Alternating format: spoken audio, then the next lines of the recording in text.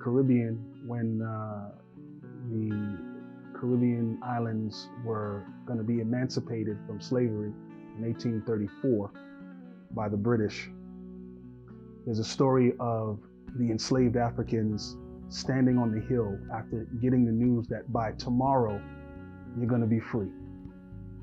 And there's a story that they literally stood on the hill until they saw the sun come up, because they knew that when they saw the sun come up, it would signal that they were free. And I could just imagine standing on a hill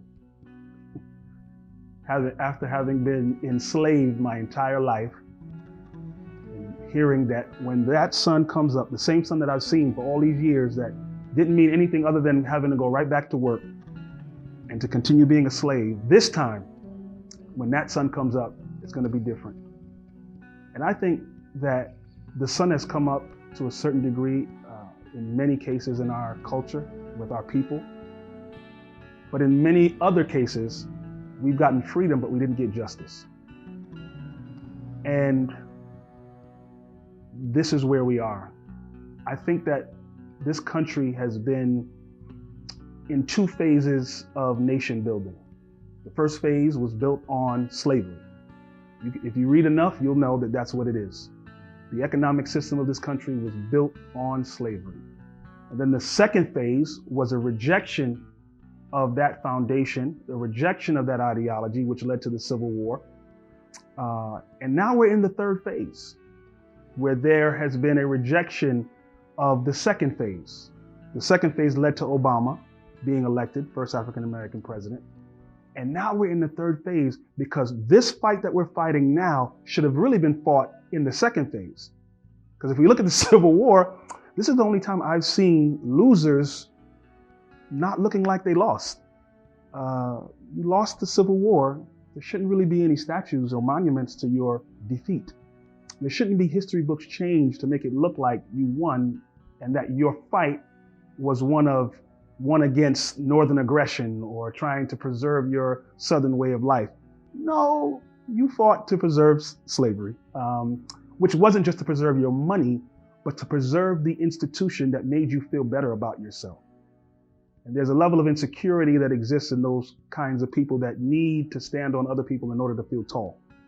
And I feel like because we didn't do what they did in other parts of the world, like Germany, and outlaw certain things like Nazism, the Nazi Party, and so on and so on, because we didn't do that, we have to do it now. And now we're faced with the challenge of undoing and untying and wrestling with the reality that there is still endemic, systemic, pervasive, sinister racism in this country. Why is justice and freedom delayed? Why? Why? Is it because you don't see us on the same level of humanity as you see yourself? Is that the reason? If so, just say it. Because there's a reason why freedom for us economically has been delayed. I think the delay in many cases can be painful, but it doesn't have to be meaningless. I think it's in the delay that we are given the opportunity to find out what that purpose is and to engage it.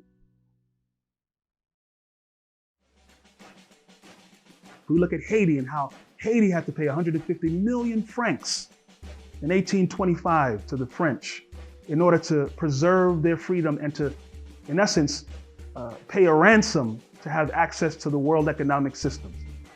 That 150 million francs is equivalent to $21 billion that Haiti had to pay over 100 years. That accounted for over 70% of their annual budget. What country can develop when they have to pay that debt over 100 years? And then Aristide comes in 2001 as the president of Haiti, and he's in Durban, South Africa. And he's at a world conference where the topic is racism and justice. And Aristide in all his boldness stands up and says, "Why is justice delayed and freedom delayed economically for my people in Haiti? We want that $21 billion repaid." And what does the world do? Do they write a check? No. Do they have a conversation with him and say, let's talk about how we can end this delay? What they do is they send troops into Haiti and remove Aristide from office. This is the world we're living in. This is not my opinion. This is what's happening. And when you understand the story of Haiti, when you understand the story of Black Wall Street, when you understand the story of how we've been economically depressed and never got our 40 acres and a mule, you can understand how a man can put his knee on another man's neck for 8 minutes and 46 seconds.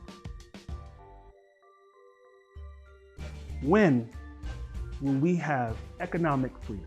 How much longer do we have to wait? And if you haven't been watching the news, if you haven't been looking at your timeline on social media, enough is enough, and things are about to change.